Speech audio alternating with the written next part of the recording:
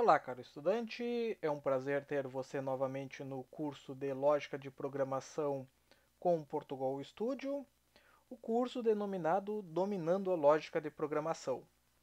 Bom, vamos dar continuidade então em nosso curso. Tá? Estamos na parte de bibliotecas e vamos explorar uma outra biblioteca que pode ser bastante útil também durante o seu desenvolvimento. Tá? Então temos uma biblioteca aqui, que o próprio nome já diz, que é a biblioteca útil. Tá? Então clica aqui, já vamos fazer a importação dela. Vamos colocar um alias para ela, como a gente viu, a gente tem que colocar um apelido para a biblioteca para poder utilizar ela. Tá? Então vamos dar uma olhada aqui o que a gente tem. A gente tem aqui uma função aguarde. Tá? Essa função para a execução do programa durante um intervalo de tempo especificado, tá? Esse intervalo de tempo é em milissegundos, tá? Então, dependendo do seu desenvolvimento aí, durante a execução do programa, você pode precisar que ele pare a execução em um determinado trecho, tá? Então, você pode utilizar essa função aguarde e determinar esse tempo em milissegundos, tá? Vamos fazer um exemplo bem prático aqui utilizando. Vamos utilizar a estrutura para, vamos denominar um inteiro x, começando em 1, vamos colocar ponto e vírgula, vamos colocar que enquanto que o x for menor ou igual a 10, por exemplo, tá? Um ponto e vírgula, vamos incrementar de 1 em 1. Isso aqui é só para fazer uma demonstração bem simples, tá?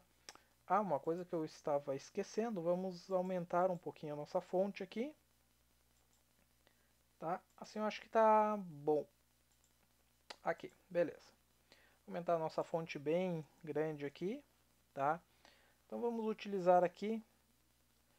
Se eu colocar, por exemplo, um escreva x, tá? Então posso colocar um barra n aqui, por exemplo, e executar. Tá? Então eu vou executar diretamente aqui, ó. Então deixa eu limpar aqui de novo, só para você ver como a execução é muito rápida, tá? Vamos limpar. Ó, vou clicar em executar e ele já executa e já mostra todos os valores aqui, tá? Então a função aguarde, ela serve para pausar a execução do programa. Então, por exemplo, o ponto aguarde e eu determino o tempo em milissegundos de intervalo. Por exemplo, eu vou colocar 1000 milissegundos, tá? Se eu executar novamente, olha o que acontece. Ele vai entrar no laço, vai aguardar 1000 segundos e aí vai começar a mostrar os valores. Executa, executa e executa. E até que ele finaliza o programa. Tá? Então o aguarde serve para isso. Ele para a execução durante um certo tempo e depois ele continua a execução. Então ele entra no laço, ele vai pausar esse tempo aqui, depois ele vai mostrar a mensagem, depois ele volta para o laço, aguarda e depois ele mostra a mensagem. Você pode colocar embaixo também. Então posso colocar aqui, tá? Então executo, então mostra 1, 2, 3, 4, 5, 6, 7, 8, 9 e o 10, tá? 1000 milissegundos, um segundo, né? Então você pode aumentar esse tempo ou diminuir. Por exemplo, se eu colocar 100, ele vai ir um pouquinho mais rápido, tá? E se eu comentar isso aqui, ele volta à execução normal, que é super rápido. Aí mostra ali, monta ali super rápido, né? Então, para isso que serve a nossa função aqui da biblioteca útil aguarde. Ele para a execução do programa durante um certo tempo determinado em milissegundos. Bem interessante e bastante utilizado aí para quem trabalha com desenvolvimento de jogos utilizando o Portugal, tá? Dá para fazer bastante coisa interessante com esta biblioteca, tá? Deixa eu comentar isso aqui. Vamos utilizar outra função da biblioteca útil. Vamos dar uma olhada aqui o que a gente tem ainda na útil. Ponto. A gente tem o número de colunas, número de elementos e número de linhas. Tá, vamos fazer tudo junto, tá? Então, deixa eu declarar aqui, vou declarar em cima mesmo, tá? Vou declarar uma matriz. Tá? Você não precisa entender o que é uma matriz agora, tá? Porque a gente vai estudar esse conteúdo mais à frente. Eu vou só declarar uma matriz vazia aqui de 10 linhas com 10 colunas, tá? E vou declarar um vetor do tipo caractere, vetor. Vou colocar matriz 1, tá? Vou colocar M1, que é uma matriz, é só o nome dela, e V1, que é um vetor, tá? Um vetor de duas posições, tá? E esse vetor eu vou inicializar ele com dois valores, tá? Ou duas variáveis, melhor, né? Então eu vou colocar, ele é caractere, então tem que ser aspas simples, vou colocar um A e vou colocar um B, por exemplo, aqui, tá? Então esse vetor tem duas posições e dentro dele eu tenho uma variável A e tenho uma variável B, tá? E aqui eu tenho uma matriz de 5 linhas com 10 colunas, tá? Então a função útil também, tá? Dependendo da execução do programa, onde vocês estiverem, tá? Vocês não precisam voltar desde o início da declaração para ver quantas linhas ou quantas colunas tem uma matriz e também ver quantos elementos tem um vetor, tá? Vocês podem utilizar a função número de colunas, por exemplo, tá? E passem a matriz para vocês, para o programa, tá? Então, eu passei a matriz aqui, tá? Só que se eu executar isso aqui, o que que acontece? Não volta nada. Por quê? Porque isso aqui retorna um inteiro, retorna um número, tá? Então você vai ter que declarar um inteiro, número de colunas, né? Então eu vou colocar C, tá? E aí você vai ter que colocar um escreva, né? Para você ver o número de colunas, tá? Eu vou colocar um /n aqui, tá? Então se eu executar isso aqui agora, o que acontece? Eu tenho 10 colunas, tá? Que é esse valor que eu tenho aqui da matriz, tá? Você não tem que entender neste momento o conceito de matriz, tá? Você só tem que entender que com a função útil a função número de colunas da biblioteca útil, você consegue obter o número de colunas de uma matriz. A mesma coisa vale, tá, para o número de linhas. Então tem aqui número de linhas M1, que é o nome da minha matriz que eu declarei, só que o que eu tenho que fazer? Eu tenho que declarar um inteiro, porque isso retorna um inteiro, né? Então, número de linhas eu vou colocar L, eu vou colocar um escreva aqui embaixo, escreva, eu vou colocar o L, eu vou colocar o /n para quebrar, e se eu executar agora, o que eu tenho? Eu tenho 10 e 5, que é o número de linhas e de colunas, tá? Ou número de colunas e número de linha. 10 número de colunas e 5 número de linhas de uma matriz. Bem tranquilo, né? E a mesma coisa vale para o número de elementos de um vetor. Então, eu vou declarar um inteiro aqui. Elementos, vou colocar NE, que é o número de elementos de um vetor. Não façam esse tipo de declaração assim, coloquem ele mais detalhado possível, tá? É inteiro. Inteiro, ok. Tá? Por exemplo, aqui a função ela é número de colunas, então a variável seria ideal colocar número de colunas, não C. Porque depois quando você estiver fazendo uma refatoração, arrumando o código, analisando ele, esse C lá no meio pode não fazer muito sentido para você. Você pode não saber o que é essa variável, tá? Então, num código ali de 10.000, 15.000, 20.000 linhas, tá? Você pode se perder e não saber o que significa. Então, coloque os nomes bem detalhados. Como aqui é só um exemplo, tá? Eu vou colocar só C, L, N, E, que a gente sabe que é o número de elementos, tá? Então, eu posso colocar E, ponto, número de elementos de um vetor. Eu passo o meu vetor V1. E eu posso colocar um escreva aqui também. Eu vou colocar NE, tá?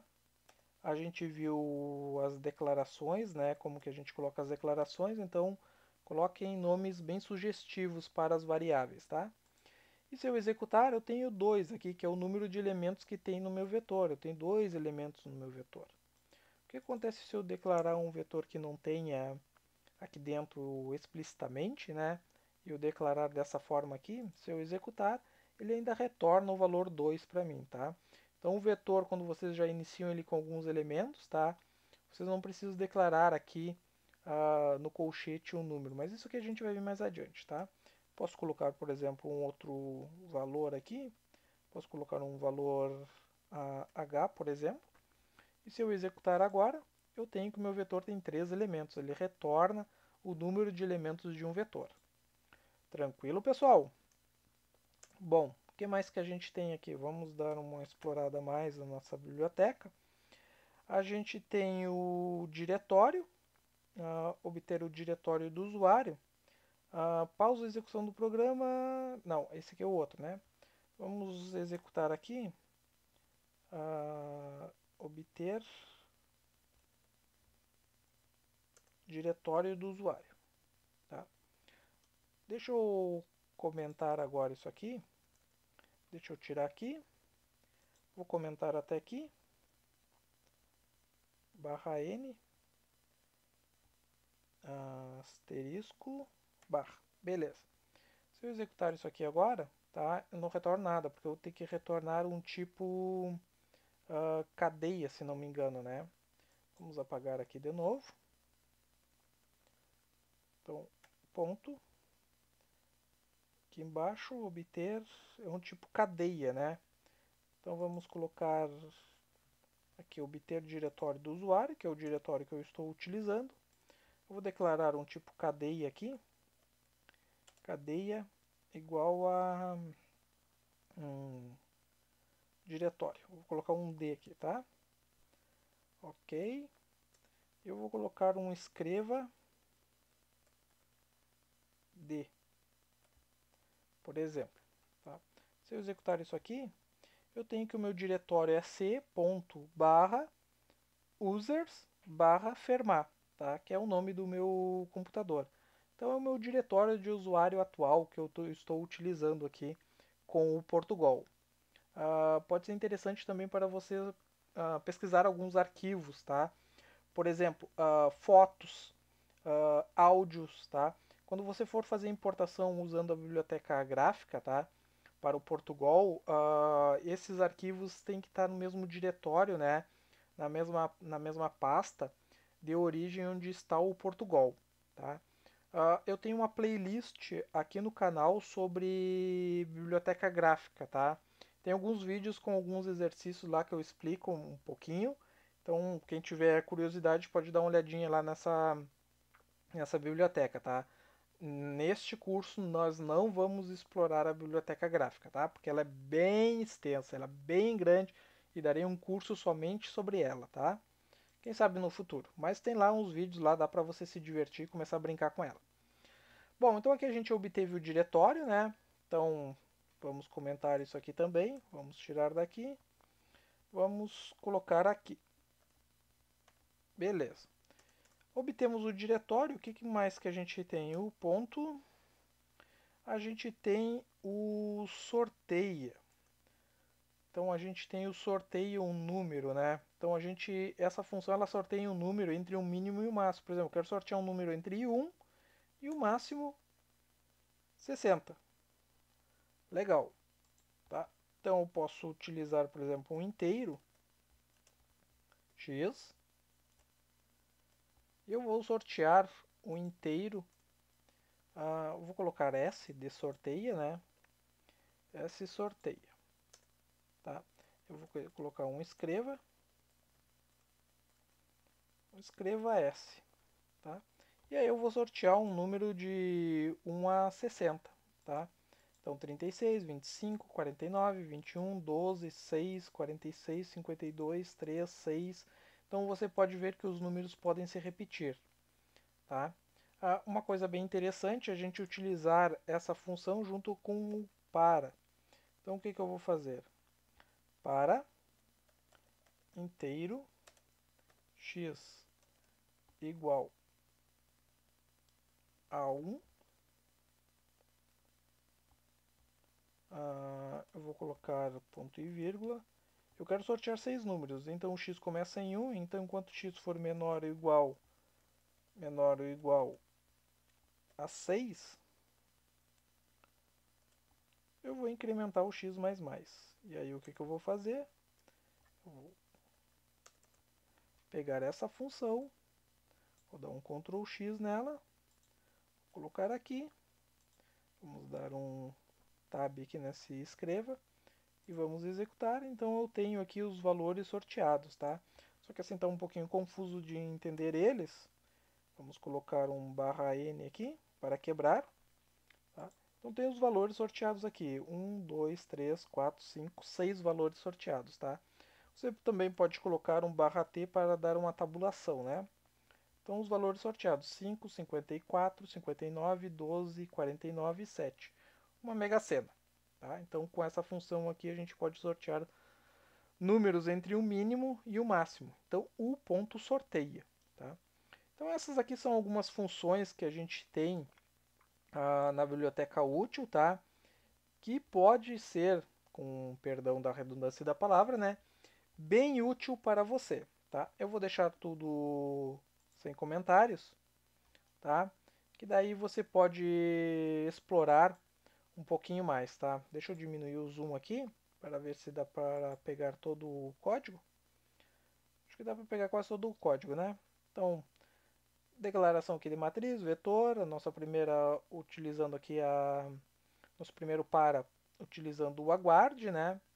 Depois a gente tem para obter o número de colunas, o número de linhas de uma matriz, o número de elementos de um vetor, obter o diretório do usuário, tá? E a última aqui que a gente tem, sorteia, que sorteia um valor inteiro entre um mínimo e um máximo que é passado por parâmetro. No caso, mínimo 1 e no máximo 6, tá? Então, relembrando, recapitulando, bibliotecas. Vocês fazem a importação por aqui ou pode escrever, inclua biblioteca, matemática, útil, objetos, teclados, arquivo, internet, texto, gráfica, mouse, sons, tipos, calendários, etc. Coloque um alias, um apelido, e para fazer uso das funções que pertencem a essa biblioteca, o ponto, e aí escolham a função que vocês querem utilizar, tá? Então aqui nesta aula a gente viu as funções da biblioteca útil. Tranquilo, pessoal? Bom, espero que você tenha gostado. Qualquer dúvida você pode deixar nos comentários aí, tá bem? Vou pedir que, se você gostou, que curta o vídeo, compartilhem, convide os colegas, tá? E vamos para a nossa próxima aula também, tá? Vamos dar prosseguimento aqui na parte de bibliotecas. Valeu!